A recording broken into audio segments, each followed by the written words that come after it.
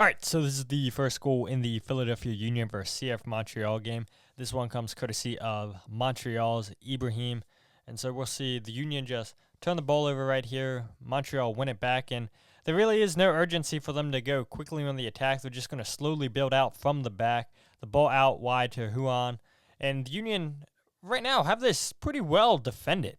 Ball gets crossed into the middle to Yankov, and you can see Jack Elliott 1v1 defending. He's fine. He's keeping the attacker in front of him. Jose Martinez should be on Ibrahim, but for whatever reason, he decides to go towards the ball, leaving all that space for Ibrahim to go ahead and attack. And so the ball is going to get laid off to him. And so one-shot finish outside the box. And Oliver Zemla, can he do better there on that play? Is that a shot that he should be getting beaten by?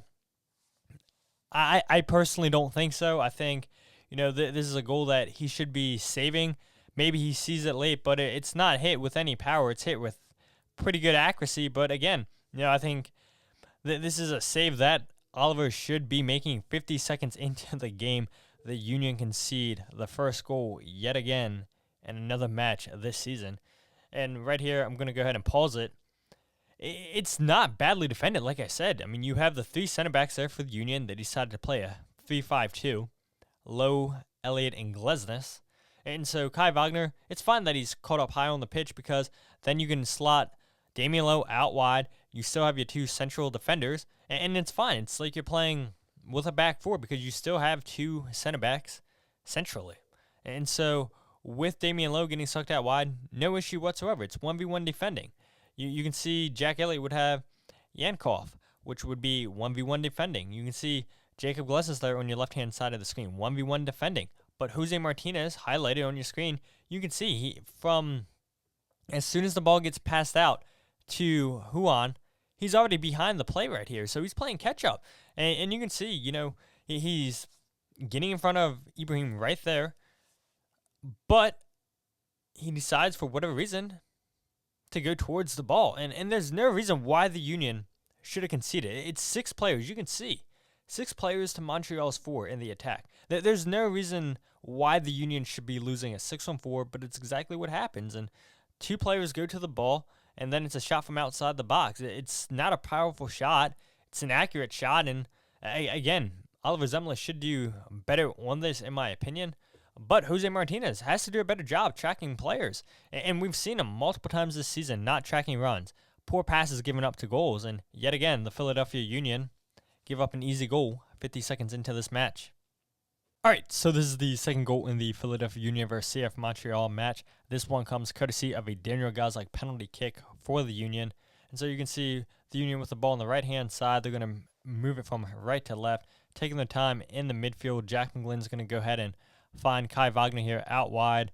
Wagner going to go ahead and pass it right back to Jack McGlynn. And up at this point, Montreal down a man. We can see the red card. Lassiter with the elbow in Jose Martinez's face in the first half, sent off. And so Montreal's playing a 4-5. They're playing with 4 defenders in the back, and they're playing 5 in the midfield. So they're playing a very, very compact defensive line, really making it tough for the Union to break them down. And because the Union lack a player that can take players on 1v1, you want to get your players that can play these lightning splitting passes on the ball. Your Kai Wagners, your Jack McGlynn's. Jack McGlynn, a lot of space in the midfield because Montreal just sitting deep, allowing the Union to keep possession of the ball. And so this is a beautiful pass we're about to see here by Jack McGlynn to split the 2 midfielders for Montreal. Mikael Uhre does an excellent job timing his run. The pass by McGlynn into Uhre, good touch there, cuts it. Bad goalkeeping here by Breza. Daniel Gazdag reacts to the spilled ball. Breza takes him out, and that's a penalty awarded to the Philadelphia Union. Good hustle there by Daniel Gazdag to pay attention to Breza not doing well at all, just holding on to this ball. Nobody tracks Daniel Gazdag, and he gets to the loose ball first, but it's this pass by Jack McGlynn to split that midfield. The great run by Mikael Uhre. We'll go ahead and track the run by Daniel Gazdag. Nobody's really picking him up. Once Gazdag sees Breza spills the ball, and Gazdag gets there before Breza can get to the ball a second time, and that's just good hustle, good awareness by Daniel Gazdag, noticing, hey, look, goalkeeper spilled it. I have a chance if I get to this first that I can draw a penalty. And you can see Breza not happy there with Ted Uncle's decision. And so Daniel Gazdag going to step up here and tie Sebastien Le Toux for 50 goals in MLS, which is most in Philadelphia Union history. We know Daniel Gazdag is already the leading goal scorer in all competitions for the Union. He was one off from tying Le Toux coming into this game for most goals in MLS play for the Union. Gazdag sets up, watches Breza jump, and picks his corner. 50th goal there, tied 1-1. Huge momentum switch here for the Union. Finally able to break down this low block by CF Montreal. It's exactly what the Union needed after conceding the first goal in the 50th minute. And Daniel Gazdag, money from the spot, 99.9% of the time. And that's exactly what the Union needed. Life. After starting this game slow, Union didn't play terrible in the first half. Jim Curtin thought after the game they had to wait till the second half to get this goal, but it's a beautiful penalty by Daniel Gazdag to convert. Watches Breza already commit, and once he sees Breza commit, Gazdag picks his spot and ties this game up at 1 apiece. All right, so this is the third goal in the match. This one comes courtesy of Mikael Uhre to put the Union up 2-1. So you can see Montreal turn the ball over in their own half. Quinn Sullivan pounces on the loose ball into Mikael Uhre, who sends Huan to the ground. Outside of the boot finish by Mikael Uhre. That is a confident striker there. To shoot this ball with the outside of your right foot tells you the confidence this man's been playing with the last couple weeks. This is his first goal since May 11th against Orlando City, but he's done well in the games after that game against Orlando with his hold-up play, with his runs. Yes, the goals haven't been there, but he gets rewarded here on the night against Montreal with this big goal to put the Union up 2-1. But before we see that goal, there's a couple things I want to point out is right here, Jack McGlynn and Olivier Bizot. And so when the ball gets passed to the Montreal player, Jack McGlynn does a good job just taking away the angle, not allowing him to turn. You have Olivier Bizot up there as well, man marking the outlet pass that is potentially there by Montreal. So they can't pass the ball there.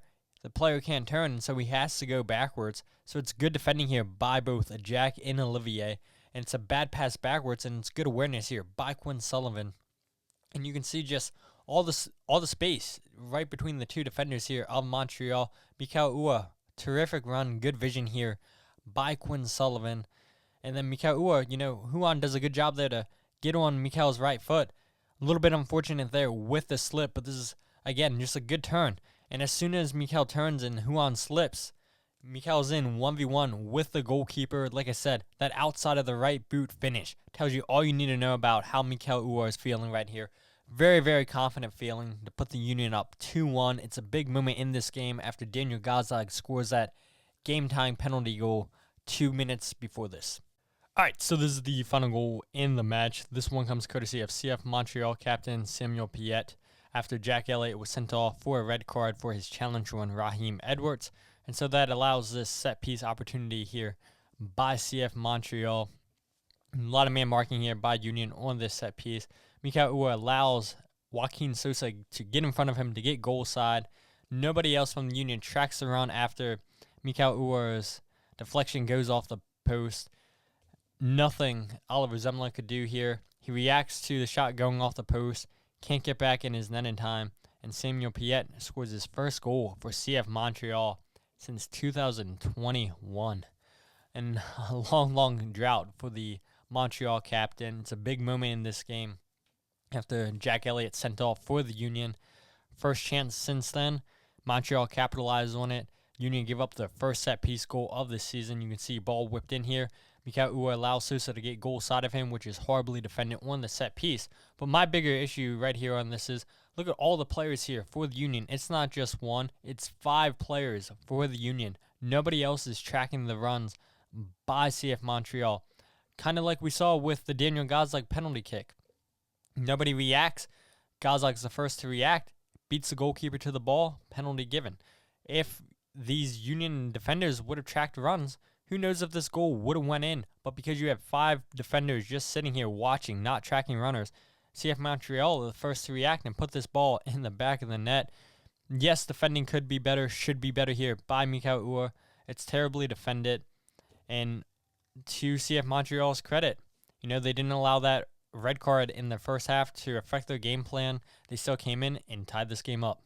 All right, so like we always do at the end of these videos, we take a look at some chances created, some chances missed by the Union.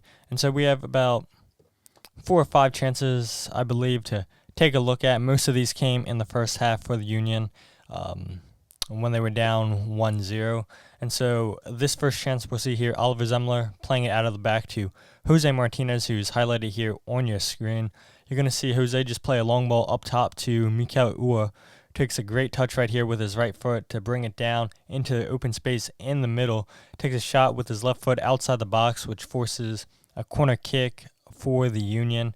It's a good save there by Breza, and just a really fast transition from the Union, from Zemla into Jose Martinez and Jose Martinez into Mikael Uhre.